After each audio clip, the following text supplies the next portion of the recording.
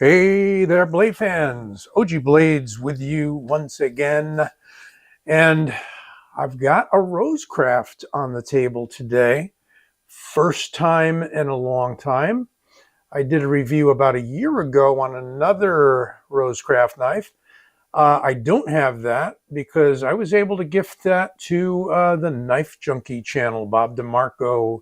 And that was, I think, already given away. So I saw this. I'm not normally a fan of this style of knife. Nice presentation and a nice box, dense foam, all that good kind of stuff.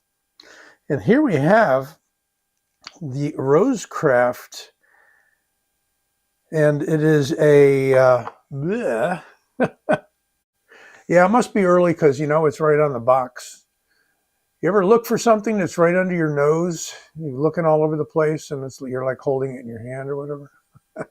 So this is the Clinch River Swayback. There are a few variants of this, and they've got a nice Ultimate model, but I picked this up because I just think it looks kind of traditional in a sense, because it's got the, what do you call that there? The, like shield or something, escutcheon, anyway, that you normally see on some of the old time knives.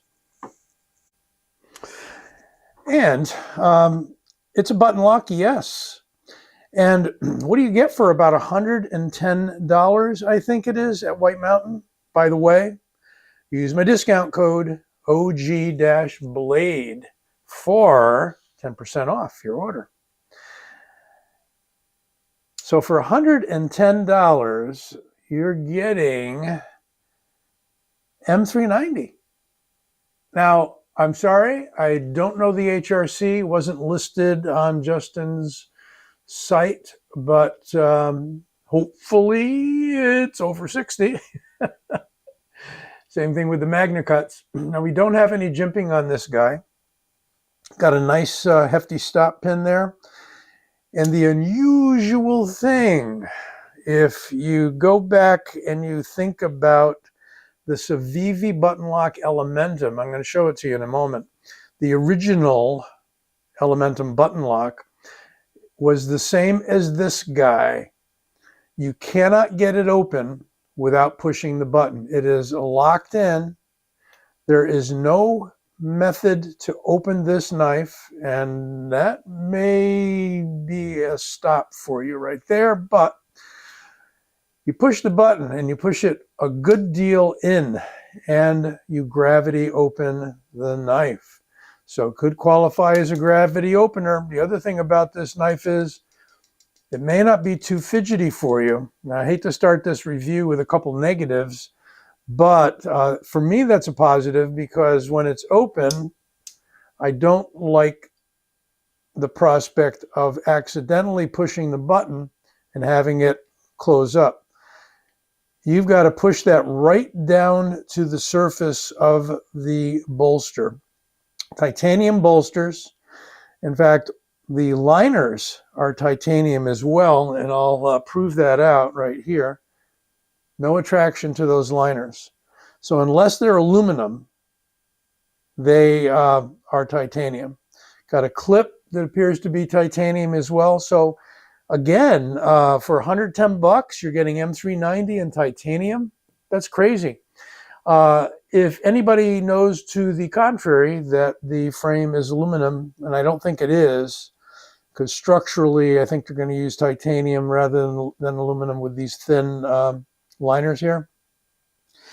If you look carefully, the bolster is added on. You can see a little bit of a line right there. Got a half back spacer, and we have no lanyard provision. That's okay. No provision to switch the clip over to the left side of the knife, so you lefties cannot carry it on the left side. It has ample finger choil. However, I'm a little suspect of the heel of that edge coming into contact with the finger. So I would kind of keep it back here rather than go full up in there, because it might nick your finger. Got an interesting swedge on the top of this, what we could call Warncliffe style blade, and the beautiful swayback handle that curves back up again. And ergonomically, it's quite nice. Holding a swayback's a little different because you don't have anything up here going into your palm. You have a hollow, but you have a belly, sort of a rounded affair here on the handle for your fingers. It's kind of a reverse knife from what you would think it to be. And if you know about swaybacks, that's not unusual. So here's what we're going to do. Put the old tape measure on there. And I've got 7¼ inches overall and 3.15, we'll call it, for the blade. And the cutting edge is down to 2.5 inches because of the choil. Other measurements. We've got in inches, a handle that is 0.55, a little on the thicker side for a small knife, and a pretty good looking blade stock there, 0.11, which works out to be 2.7 millimeter. Let's back out a little bit here. We're kind of working kind of close. And what happens then is I lose focus when I get close. So let's close her up. And so, yeah, it's only 2.8, we'll call that. 2.8 ounces. And let's ring the bell. We've got it well under 1 ounce per inch on that blade. The blade being like 3 1/8. Let's talk a little more about some very nice bead blast on the titanium, by the way. Let's talk a little more about the button. So if we take a look at the button, you really got to get all the way in with that.